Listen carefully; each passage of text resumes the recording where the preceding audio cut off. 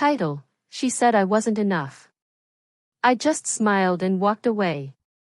It was a Friday night, and we were at our usual dive, dim lights, cheap drinks, and the kind of atmosphere where birthdays blur into breakups without missing a beat.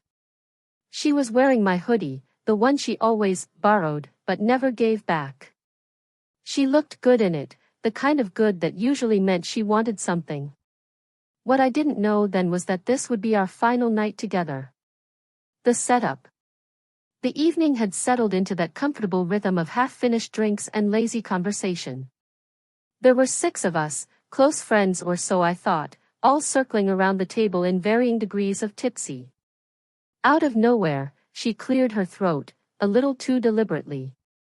So, she said, loud enough to cut through the noise, might as well say it now. Silence. Heads turned. I looked at her steadily, waiting. I cheated, she said with a smirk. The word didn't hit like a slap. It didn't even sting. It just landed. Like it had been hovering there all along, waiting to be spoken aloud. Then she added, with zero remorse, I needed a real man. Not someone stuck in tech support who spends weekends working on a car that's still a pile of junk. And they laughed. Not strangers, my friends. Their laughter wasn't nervous or unsure. It was real. It was shared. Ben, who I once considered a brother, clinked glasses with her. Damn, girl. Savage. But honest. I respect it. Maya, the same one who used to vent to me about her toxic ex, whispered something like, we all saw this coming. Even Chris, the guy who crashed on my couch more times than I could count, just gave me that look. You know the one, the silent suggestion that said, take the hit. Leave with some dignity. So I did. No shouting. No questioning. No dramatic outbursts. Just stillness. I looked at her, really looked, and saw through the performance. The need to prove something, the hollowness behind the arrogance, the desperate illusion that she'd won. Then I smiled, tossed my keys in the air, caught them mid-spin. Cool, I said. And that was it. I turned around and walked out. The laughter got louder as the door closed behind me. But what they didn't hear was what I heard in my own mind. The shift. The resolve. Because I wasn't about to beg for anyone who mocked me. I'd become someone they'd never forget, and someone she'd never reach again. The backstory. 3 years earlier, I met Emma at a little coffee shop near campus. She was flipping through the bell jar, black nail polish chipped at the edges, and a worn silver ring on her thumb. I asked about the book. She looked up and said, only depressed people read this in public. Then she smiled. That was the spark. We clicked instantly. Late night drives. Inside jokes that made no sense to anyone else. Falling asleep with her curled into my chest like it was the only place she felt safe. She used to whisper, you're my calm. And I believed her. In those early days, she'd bring me food when I worked late. She called me her anchor, the person who kept her from spiraling when things got too heavy. When I was rebuilding that beat-up '92 Civic in the garage, she'd sit beside me, hand me tools, play music, and talk about nothing in particular. We weren't wealthy. We weren't flashy. But we were steady. Or so I thought. The shift. It started slow. Gradual. Girls' nights out became frequent. Then came the texts that read, don't wait up. She stopped hanging out in the garage. Rolled her eyes when I talked about launching my own IT consulting business. One night she said, you're always chasing things that take forever. I didn't argue. I figured maybe she was just overwhelmed. Burned out. But the truth? She had already moved on, emotionally, mentally, long before that bar scene. And the guy she chose instead? Caleb. A bartender with a six-pack and the charm of a soggy napkin. The fallout. My friends followed suit. Ben started spending more time with her than me. Chris stayed neutral, didn't want to pick sides. Even Maya, who once cried in my arms after her breakup, ghosted me like I didn't matter. That night at the bar, I didn't just lose a girlfriend.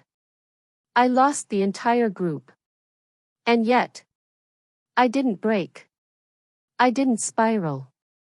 Instead, something clear clicked into place. It wasn't rage. It wasn't even heartbreak. It was clarity. They didn't turn on me because I was weak. They did it because I was quiet. And they thought that meant I wouldn't fight back. They were wrong. The rebuild. I didn't sleep that first night. Just stared at the ceiling, replaying every second of what happened. Her smug smile. Ben's glass clink. The way they looked at me like I was the joke, and everyone else had already heard the punchline. Next morning, I checked my phone. No apologies. No missed calls. Just one group message. Chris, hey man, no hard feelings. Let's all be adults about this, yeah? Adults? Like laughing while my relationship exploded in public? I shut it all down. Deleted photos. Blocked numbers. Deactivated social media. Not out of bitterness, out of purpose. Then I stood in front of the mirror. Not to feel sorry for myself. To take inventory. Because if they looked at me and saw someone disposable, I was going to become someone they couldn't ignore. The mission. I started small. Reached out to an old professor who once told me I had CEO energy. Enrolled in night courses in cybersecurity. Started running at 5 a.m. every day, no matter how much my legs burned. Clean diet. No distractions. Read more. Trained harder. I worked 12, sometimes 14 hours a day, freelancing, consulting, fixing networks for local shops. I said yes to every opportunity while they spent their nights drinking, gossiping, posting selfies, and celebrating betrayal like it was an aesthetic. They played games. I built an empire. I was sculpting a version of myself they'd no longer recognize. And no one had any idea where I'd gone. Not Ben. Not Maya. Definitely not Emma. She never called. Never messaged. Never apologized. She was too busy flooding her feed with soft-filtered selfies beside Caleb, every caption drenched in feel-good lies like, love always wins. Adorable. Let's see how far that love gets you when the compliments fade, the cash runs dry, and the guy you left behind? He's not behind you anymore, he's far ahead, walking a path you can't follow. Month 2. No texts. No notifications. No remnants of my old world. Just calendars, structure, early alarms, and deep, focused silence. And I found myself loving every bit of it. My work took off. A small freelance project led to a referral. That led to a bigger contract. Before I knew it, I had clients on retainer. Within months, I was earning 6 times what I used to. I filed the paperwork, launched my LLC, designed a minimalist website, and soon, businesses that once ghosted my job applications were sliding into my inbox. And I hadn't even posted a single update. Because the most powerful transformations? They happen quietly. The physical shift. I shed 18 pounds, slashed carbs, hit the pavement 6 days a week, lifted heavy, fixed my skin, got a fresh cut. Confidence wasn't handed to me by compliments. It was carved out through discipline. I started dressing better, not to impress anyone, but because I finally saw myself as someone worth showing up for. One night, walking past a storefront window, I caught my reflection. Would she even recognize me? Maybe not. But the man looking back wouldn't have tolerated her for 5 minutes. The social echo. I didn't share my wins online. But others did. I started showing up in background photos, client launches, networking mixers, charity races. Emma's old circle still followed some of those people. It didn't take long for my phone to light up again. Maya. Hey stranger, you look amazing. Hope everything's good. Ben. Heard you launched your own company. That's crazy. Big respect, man. Chris. Your name popped up in a client pitch. You out here killing it? I ignored them all. Because the man they once knew was gone. They didn't just walk away from me, they buried me. All I did was lower the casket. The first cracks. Then Emma started fading. Fewer posts. Then none at all. 2 months clean of her existence. Until a hazy Instagram story popped up from a mutual friend's birthday. There she was, blurry in the background, sitting alone, eyes sunken, smile absent. No Caleb. No captions about real men or leveling up. Just a girl sitting quietly at a party that used to revolve around her. I didn't grin. Didn't feel smug. I felt nothing. Just done. Because when someone rips you to shreds in front of a crowd, and you rebuild yourself in the quiet, there comes a day where even hearing their name carries no weight at all. The flood. It was a cloudy Sunday. Coffee on the stove. I was reviewing a pitch deck when it began. One call. Then another. Then 32 missed calls in just 2 hours. Emma. Ben. Maya. They all came flooding back like smoke from a house fire no one admitted was burning.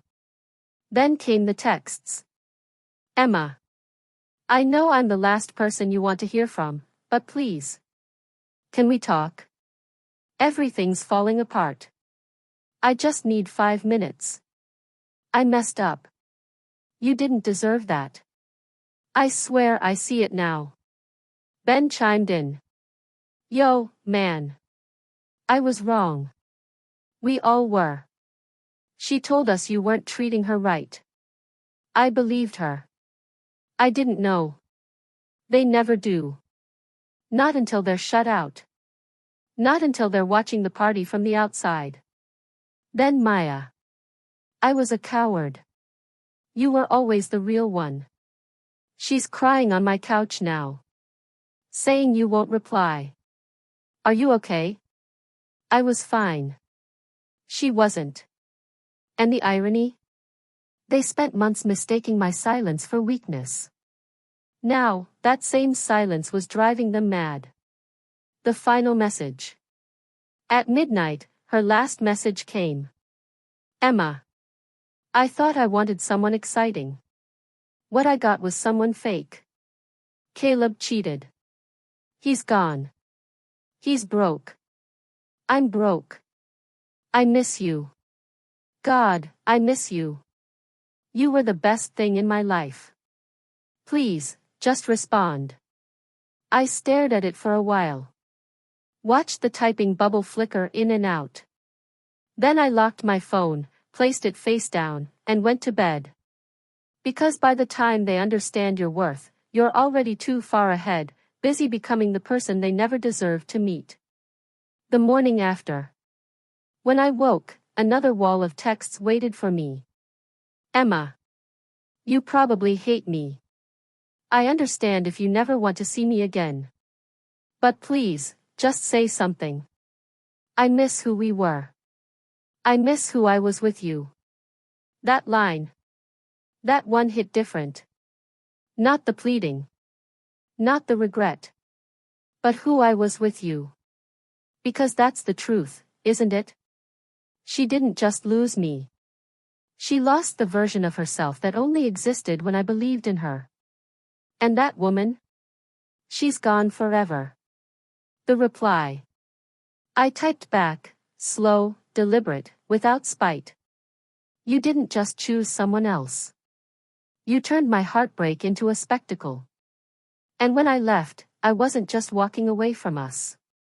I was walking away from the version of you who thought I wasn't enough. I'm not angry. I'm not bitter. I'm just finished. Take care of yourself. Then I blocked her number. No waiting for her reply. No lingering emotion. Because true revenge isn't about flame or fury. It's becoming so unshakably whole, they can't even picture a future where they fit beside you. And while they spiral in guilt, you sleep soundly. Because sometimes, revenge doesn't burn. Sometimes, it just never looks back. Was this revenge? Or just self-respect in its final, sharpest form? If this story struck something in you, if it made you feel, remember, or rethink, don't just scroll. Tap like. Hit subscribe. Drop your thoughts in the comments. Because around here, every betrayal has a cost, and every subscriber fuels the next story that digs deeper. Thank you for being part of this journey. Where every silence hides an ending. And every ending speaks louder than words.